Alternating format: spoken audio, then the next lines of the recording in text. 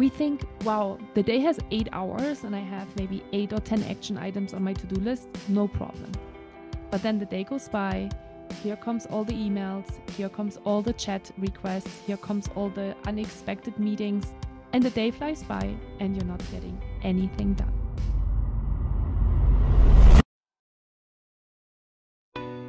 Do you consider yourself a high achiever? Smart, driven, highly successful? I am so excited to have you. My name is Julia Arndt and I'm the host of the Stress Podcast. I will help you develop your stress resilience the same way you've developed your workplace superpowers. Learn peak performance tools to thrive at work and in your personal life. Let's get started. Hi, this is Julia, your host of the Stress Podcast. I teach you how to manage stress, build mindful productivity systems, and leadership tools to create a balanced life and a thriving career. Because yes, I believe that you can have both. I'm super excited to record a solo podcast episode for you today on the topic of Zen in the 9 to 5, mastering stress management at work. So yes, I would like to go back to the basics with you because I think from time to time, it's always good to go back to the basics. Even for me as a business owner of 5 years and someone that has been teaching this kind of content for many, many years. If you are new here to the podcast, welcome. And I'm so excited that you're here. And I want to make a couple of really important announcements before we're jumping into the podcast episode today. First of all, if you haven't checked out my first Conversations with Julia episode yet, make sure to do so. The podcast is called The High Achievers Mindset. Break limits for extraordinary results. And it went live, I think, mid-June. So make sure to check that one out because it is the very first podcast where I coach you live. And you have the chance to be part of that. So if you are curious to be part of the next Conversations with Julia podcast, make sure to click the link below and register for the next time when I am recording one of those podcasts. And I have another treat for you because besides joining this special series as a guest, you can also sign up for my Plan Your Week with Julia call every Monday at 8 a.m. PST. It's a 30-minute call where I help you plan your week and coach you through any specific questions you may have. And the link to register for that event is in the show notes as well. So I really do hope that you will be there.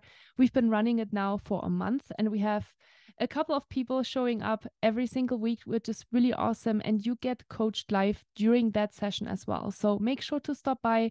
I would love to see you there. I am there for you. So stop by, say hi. And if you want to create more accountability in your life, that's exactly what you need. So without further ado now, I would say let's jump into today's podcast episode where we're going to chat a little bit more about Zen in the 9 to 5, mastering stress management at work.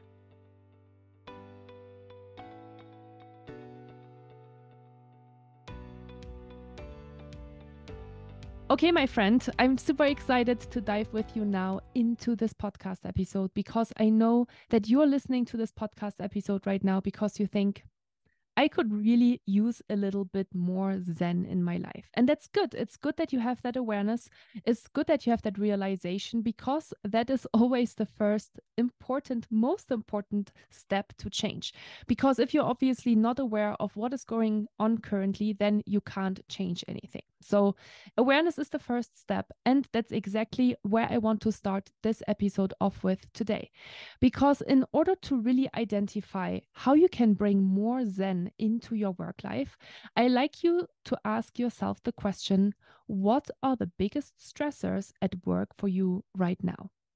So take a moment to reflect about that, and I'll give you a couple of different examples. Maybe you currently experience back-to-back meetings. You are just running from one virtual meeting or maybe even in-person meeting to another, and you have no 30-minute break to go to the bathroom, to take a glass of water, to just be and stretch and maybe even check your emails and just take care of all the other things that you need to take care of. Another stressor could be that you are constantly just putting out fires. You're just constantly responding to reactive requests and you're kind of tired of it. It stresses you out. You feel super unaccomplished at the end of every single day. And you might even feel like the day has not enough hours in the day to get everything done. If that is the case, I'm really glad that you are here. And that is just one of the reasons why you might feel kind of stressed out at the moment. Another reason why you might feel this way is that you just have too much to do. There are constantly distractions, so those reactive requests and fire drills that we just talked about. Maybe you also find it really hard to say no to those requests. Maybe you are a people pleaser. You have a very hard time to set boundaries. Maybe you don't even really know your boundaries. That's another really interesting topic that we can talk about the next time when we are meeting here in the podcast. But yeah, those are all really important stressors that you might experience in your life. And the last one that I want to mention that might also apply to you, or that might be one of the reasons why you feel stressed out, is procrastination. Maybe you have so much to do that you don't know where to start. Or maybe you have so little to do that you're also procrastinating, right? It goes in both extremes. And I'm sure if you're listening right now, you know this. Maybe you have one or the other. And from a peak performance zone perspective, it is also actually not really good to have very low levels of stress, because we know today that if you have just very little adrenaline and cortisol going through your body, well, then you can't be as performant as you want either. So it is really, really important to find that sweet spot, that peak performance zone where you have a certain level of stress to be super performant. We also call it being in the flow, feeling in this space where you know how it feels, right? You've been there. You do one thing after another and you just feel super accomplished. You cross off a lot of different things off of your to-do list. And by the end of the day, you can close your laptop and shut down your computer and think to yourself, this was an awesome day. And now I can move on to having a really awesome night with my friends, with my family, with my partner, with my dog, with my cat, with myself, right? And you can completely turn off from work. Maybe ask yourself, when was the last time that you actually felt this way? Maybe it's been a while, and that's okay, because now you are here and you're open to learn a couple of new things. So the next question then, once you have found an answer to that first question, which is what are the biggest stressors at work for you right now, then I'd like you to ask yourself another question and consider this one. Why do you not feel accomplished at the end of the workday? So let me give you a couple of those. You have too much to do. We already talked about that. Maybe, just maybe, as a high achiever, I can totally relate to that one. You have too high expectations of yourself or unrealistic expectations on how much you can actually get done in a day. Can we not all relate to this one? Just a tiny little bit, right? We think, wow, the day has 8 hours and I have maybe 8 or 10 action items on my to-do list, no problem. But then the day goes by, here comes all the emails, here comes all the chat requests, here comes all the unexpected meetings that you haven't already had on your calendar, besides all of the other things that you did already have on your calendar. And the day flies by and you're not getting anything done. You can also not control, unfortunately, how many emails you receive. Sometimes you can't control as well how many meetings you have, even though this might be debatable. And we could talk a little bit more about when are you actually saying yes to meetings and when are you saying no to meetings. And then finally, another reason why you might not feel accomplished at the end of the workday is just all of these other things that I already mentioned that might be part of these big stressors that you're experiencing on a day-to-day basis at work. Back-to-back meetings, reactive requests, too much to do, constant distractions, putting out fires and emergencies, and so on. So there's a lot of uncontrollables, you might say. And you might think now, well, what can I even control in this crazy world, right? Maybe you think it is easier to give up and to just go about your day how it's been before, because maybe it's easier sometimes to accept the current state, even though it's very uncomfortable, than to push yourself out of that comfort zone and to get a little uncomfortable, to start to say no to meetings, to start to follow your plan and not somebody else's plan, and to just focus on the things that are actually important for you. So the first thing that I'd like you to think about is, what can you actually control? And here's a hint, there's actually a lot more that you can control than you think. We can, for example, you can control when you check your emails, how often you check and respond to emails.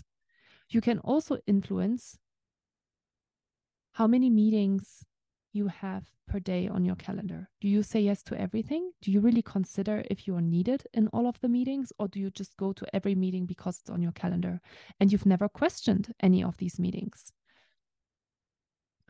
And then another important one that I like to talk about on a regular basis is priorities.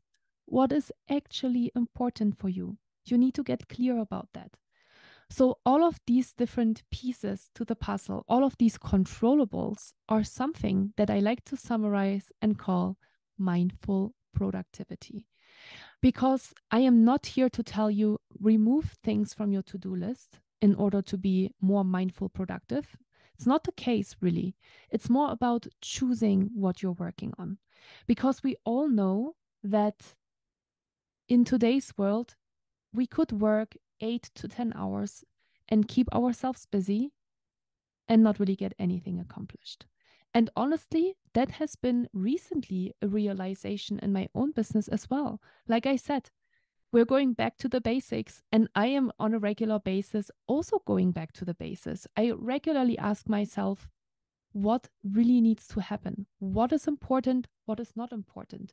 And I am a person, I tend to be a person, surprise, surprise, as a high achiever and peak performer, that loves the feeling of being busy and loves the feeling of being productive and loves the feeling of having a lot of things to do and getting a lot of things done as well, right?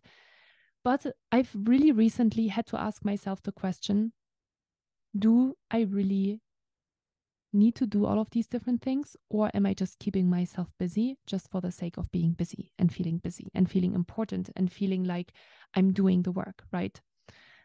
And so this is a really important question, guys, and I'm glad that we're talking about this today, because I think sometimes we just need that external partner that tells us, hey, are you actually just keeping yourself busy, or are you actually really working on the things that are important? And hopefully some of these also bring you joy, right? So what is mindful productivity? Mindful productivity refers to the practice of engaging in tasks and work activities with focused attention, intentionality, and awareness, resulting in increased efficiency, effectiveness, and overall well-being. Guys, that is mindful productivity.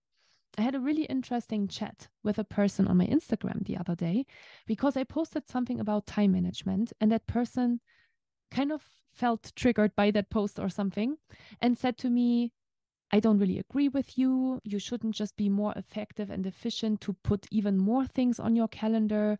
And we're already working ourselves to the ground. And I said to her, this is not the point. The point is that you are actually creating space to be yourself, to create spaces to recharge, to create spaces to be fully present with your family, because I know that that's probably another thing that is really difficult for you as you're trying to create better work-life balance in your life, right?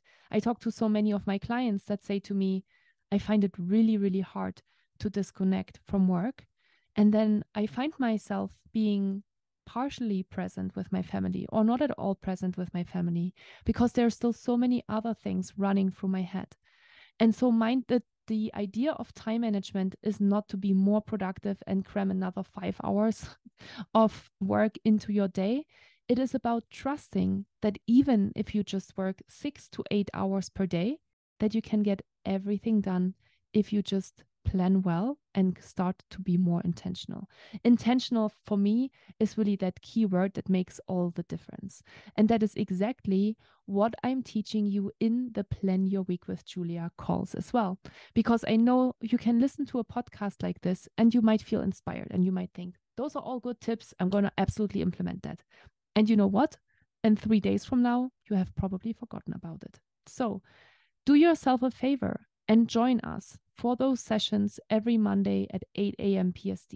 Make it a priority, not for me, make it a priority for yourself to show up and to start showing up and keeping yourself accountable to actually implementing these things into your day-to-day. And how that works is super simple, and I'm going to give you that system in those Plan Your Week with Julia calls in order to really help you create more space for yourself, because that's what I believe helps you to be sustainably productive, to create sustainable performance. Because I know you as a high achiever, you want to be performant, you enjoy to be performant, you enjoy to be successful, and that's great. Don't ever for 1 second feel bad about that, okay?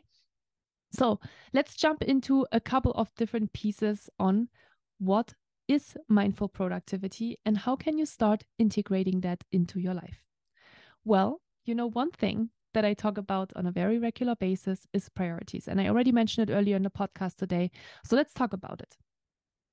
One of the first things that you can do for yourself to be more intentional with your time is to ask yourself, and I like to do this on a Sunday evening or Monday morning during my Plan Your Week with Julia call as well, because I do the exercise myself, because it is a great way, of course, to keep myself accountable during these sessions as well, is to ask myself the question, what do I actually need to get done this week? What is important? What will make me feel better at the end of the day, at the end of the week? And sometimes I might not come up with an immediate answer, which is totally okay. Then I look at my calendar and I take a look at what is actually happening this week. Maybe I have a workshop that I'm facilitating and I haven't prepared it yet, or I haven't updated it yet for that particular group. Maybe I've been wanting to update my website. Let me see one. Maybe I want to update my website and I haven't really made any progress on that. So great, I actually have a couple of hours this week to do that. Let's put that on the plan, and so on and so on. And you'll see even those 3 to 5 minutes, which is really nothing. Let's be honest. That's really nothing. And it can make all the difference between how you feel at the end of each day and at the end of the week. And it can also make a difference on how much extra work you're actually going to take on and going to take care of at the end of the workday, in the evenings and during the weekend. Okay? So what are your priorities? That's the first question. The second question then that I like to ask you also in your Plan Your Week with Julia calls, and something that I hold you accountable to, and I hold you accountable to practicing that, because you're not going to be perfect at the beginning about that, is the question, how much time do these require? How much time does it require to get these things done? Or you could also ask yourself, how much time do I want to attribute to this task this week? As I mentioned, for example, my website, I can't finish my website update in 1 week. I don't want to, because I have new ideas and it sometimes takes a little bit of time to really create the exact strategy that I want to bring into my website. So this week, I think I worked on my website maybe 1 or 2 hours. Last week, I think I did 3 or 4 hours. Next week, I'd like to work on it for 2 or 3 hours. That's an estimate. Of course, it's not going to be perfect. Don't put that pressure on yourself. So take a look at the list. Maybe you're doing this right now as you're listening to the podcast. Maybe you're using this episode in the future to do this every single Monday morning because you don't have time at 8 a.m. PST to join us. Then ask yourself, how much time do these require? Okay, once you have that, take a moment to take a look at your calendar and see how many meetings you actually have on your calendar for this week. How many hours? Maybe you have 5 hours of meetings. Maybe you have 25 hours of meetings. And then take a look at how much time you currently attributed to the different projects and priorities that you need to take care of this week. Do you have more than 40 hours on your sheet of paper right now?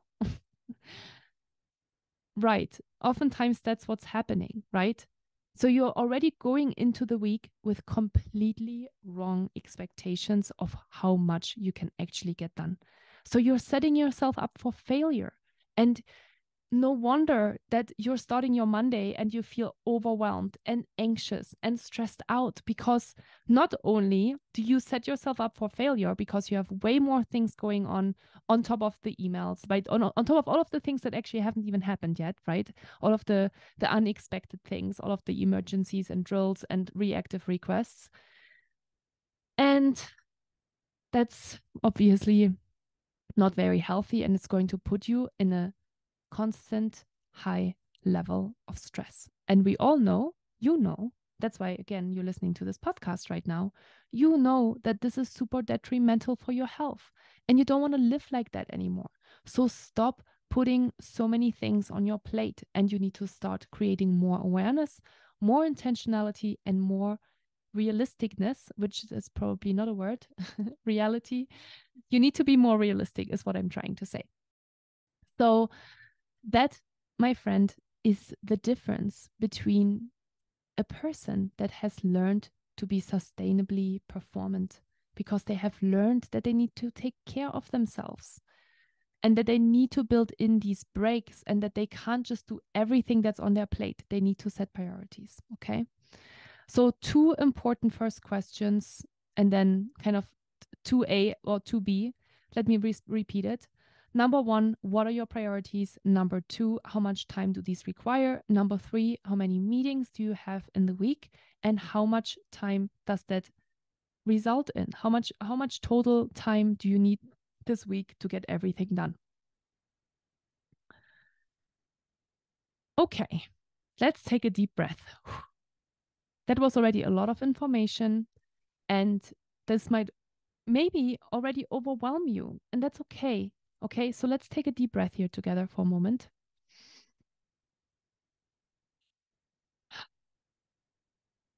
This feels really good, right? Let's do it one more time. Inhale and exhale. Okay. Remind yourself that you can get everything done. Not everything, but the most important thing. When you start to prioritize yourself. Because when you learn that you are the top priority in your life, you come before your family, before your job, before your kids, before your dog, before your cat, before everyone else. Because if you don't take care of yourself, nobody else will. Don't wait for someone to take your hand and tell you, I'm so sorry. You have so much on your plate. Take a spa day. Let me pay you a weekend away. Let me do the dishes tonight. I hope you have a partner like that or a family member like that. But let's be honest again, it doesn't happen that often that somebody tells us that, right? So you need to take care of yourself. You need to do it on your own. And as someone that has been practicing self love and stepping more into my self worth over the last couple of years, I know it's not easy to do that. But it sure as hell, that's what I want to say, but it sure as hell feels so good when you do it. Because when you are zen, when you are in a balanced state, well, everything else will feel so much easier. So now that you have that information, you know what your priorities are, you know how much time they require, you know how many meetings you have, let's take the next step. The first step is to create some time blocks on your calendar and to time block meetings as well. If you have a day where you have a meeting on, a meeting off, a meeting on, a meeting off, right? Then you have these 30-minute breaks in between where we all know you don't get anything done. You need at least an hour, better even 90 minutes, maybe even better 2 hours to just fully block your time for these projects. Trust me, it feels so, so good when you do that because you actually get stuff done. And I know that it makes you feel really good when you actually do that. And time blocking also requires to set boundaries, because when the next person comes around and wants to meet you during that time, you say, I'm sorry, I don't have time. Please find another time on my schedule. And here's another secret. This is not going to change from today while you're listening to this podcast to tomorrow, but you can start this process, okay? Don't think that you're going to be perfect at this. Again, you're going to set yourself up for failure if you think this way. You need to really create trust and boundaries and time management, and it is a process. It takes time, and that's okay. Because as long as you're taking that first step, you're going in the right direction, and that's all that matters. So create time blocks.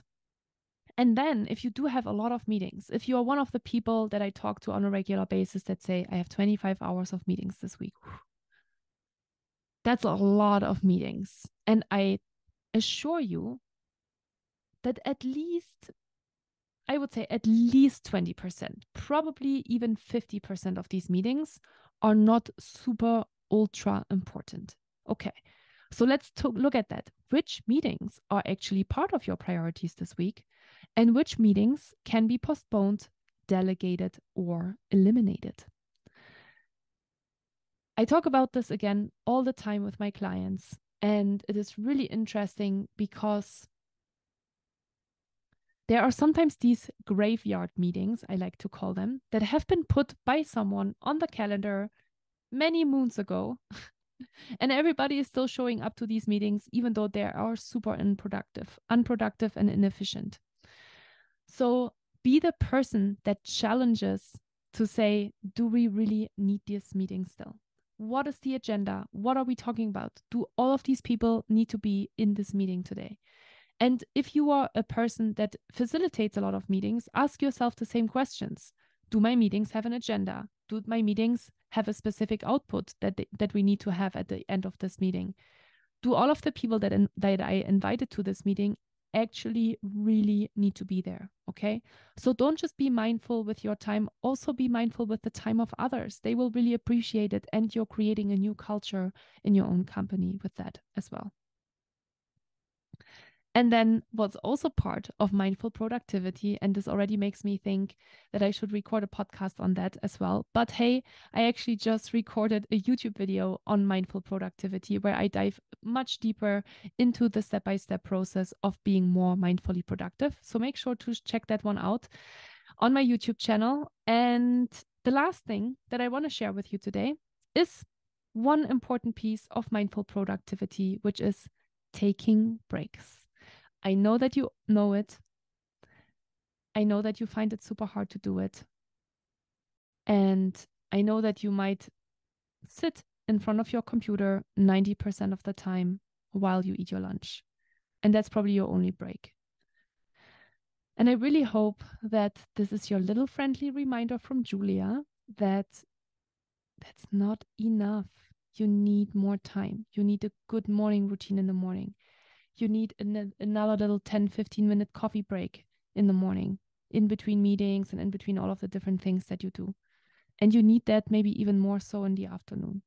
So plan those breaks into your day. Again, going back to the basics, I've been having a lot of meetings lately because I've been running a new business strategy with my virtual assistant, and I've been having a ton of meetings back to back. I only have 3 days per week where I take external meetings, so not meetings with my clients. And that cramped my calendar to the max. And the first week or two, man, I was so freaking tired. And I am trying to talk to people. I'm trying to coach people. I need to have really high energy. And it's very difficult to do that for 3 or 4 hours in a row. My brain was not designed to do that. And your brain wasn't either. Because your prefrontal cortex, the frontal part of your brain, needs breaks. Every 25 to 30, 50 minutes to 55 minutes, there's all these different numbers that are out there. It doesn't really matter. Let me tell you that. It depends on how much you need. So that's another thing that you need to start paying attention to. And that's another reason why I tell you, you need to be intentional with your time. You need to be intentional with how you feel. And then you get the insights that you need in order to make these adjustments. I'm just thinking about another client that I talked to yesterday, and she said to me that she's super overworked, close to burnout, not 100% happy in her job right now, looking for a new career, and at the same time, getting ready for a wedding at the end of the year. And so we were talking about her priorities, and one of her priorities is going to the gym at 5 p.m. every night because she wants to look great in her wedding dress. We can all relate to this one, right? And so I asked her to open her calendar because we're talking a little bit about time management. And I don't see a block on her calendar, and almost every day something on her calendar at 5 p.m. that keeps her from going to the gym. And I said to her, that is the first block. Please create that on your calendar, because you said to me this is so important for you. So reflect that on your calendar, because people need to know that that's when you're not available. Okay. So sometimes it's so interesting, right? Because you can be so aware of what's important for you and you think it's super clear to others, but it's not. Besides you, nobody else knows that you want to go to the gym at 5 p.m. in the evening. Okay. So make it really clear. Make that boundary super clear. And if you need 30 minutes to commute to the gym and 30 minutes to commute home or to some other place, then block those times on your calendar too. Because, we know how it is today. Then you have another 30 minutes right before that meeting. Why are you setting yourself up for failure? Don't do that anymore. You're stressing yourself out. We all stress ourselves out. We think it's other people, but if we can't create the right boundaries and the right kind of time blocks and calendar blocks on our calendar, then again, nobody else is going to say, hey, Julia, please go to the gym right now because I know it's important for you. Right? You are laughing as well. Nobody is saying that to you. So make sure that you're taking your life into your own hands. So the topic of today's podcast episode was Zen in the 9 to 5, mastering stress management at work. And here are the 3 big things or 4 things that I want you to take away from today's podcast episode. Number 1, create awareness where your stress is coming from. Be clear about that. What is the biggest stressor? And start there, because I gave you a lot of things to improve and do. And we all know, again, that that's very overwhelming. So start with the first thing. Start with the biggest stressor that you have today. Number 2, brainstorm items that you can do to manage your stress. So what is maybe one thing that resonated with you today in the podcast? Maybe it is time blocks. Maybe it is adding one block on your calendar of something that's super important for you. Maybe it is to just be more aware of where your time is currently going, how you're spending it, how many meetings you have, how many additional priorities you actually would like to get done during the week, but don't. Even just that awareness will help you to take action. So then step number 3 is create mindful productivity. And we talked about just a few of those today. We talked about 2 of them today. And then in the YouTube video that I mentioned earlier, I actually have 7 different ways on how to practice mindful productivity. So I hope you check that one out. And then the last step, as always, is take action. You need to take action in order to see changes in your life. It's wonderful that you're listening to this podcast right now, and I really appreciate it. And I'm so happy that you're here. But if you don't take the next step, nothing in your life will change. And I know that you want your life to change. So do yourself a favor and do one little mini thing. Like I said, sit down in the morning for 3 to 5 minutes. It does not take longer than that. And write a list of things that you need to get done today. And see how that makes you feel. Just try it out for 5 days, for 10 days, for 15 days. Okay? The greatest gap in life is between knowing and doing. We know so many things. We are a society full of information, access to information, access to coaches, access to Instagram, access to all the wonderful carousels and cards and motivational quotes and programs and free lessons. But do you take action? Is one big question that I'd like you to ask yourself. If you need help with that, I'm going to say it one last time. I would really love to see you on Monday. Plan your week with Julia for free at 8 a.m. PST and create that accountability for yourself. That is why I created that, to create that accountability, to start helping you get into action. I am super grateful that you listened to this podcast episode today.